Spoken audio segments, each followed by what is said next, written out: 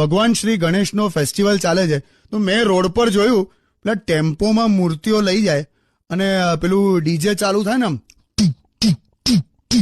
હાલા એ તો બહુ ખરો અવાજ આવે છે. એ તો એ મોટી ઉંમરના ડોહાઓ સ્પીકર પાસે ઉભા હોય ને ઢીચ ઢીચ થાય, આમ ડોહો વિખરાઈ જાય આખો.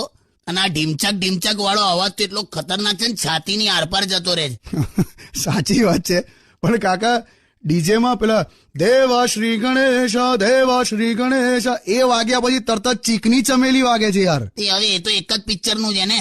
પણ એ રીતે નહીં, હવે ગણેશજી નું હોય એમાં ચીકની ચમેલી વગાડવાનું. ભાઈ જો શ્રદ્ધાનો વિષય છે. ના ના, આમાં કેટરીના કેફ છે. શ્રદ્ધા એટલે એ નહીં લાવો, તારા મગજમાં ખાલી રહેતી જ છે.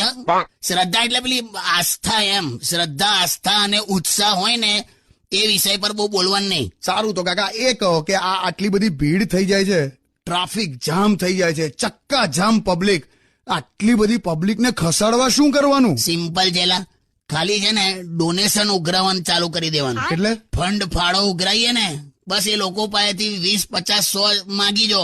પછી જો 10 જ મિનિટમાં આખી પબ્લિક ખાલી ના થઈ જાય ને, મારું નામ બદલી નાખજે. લાયા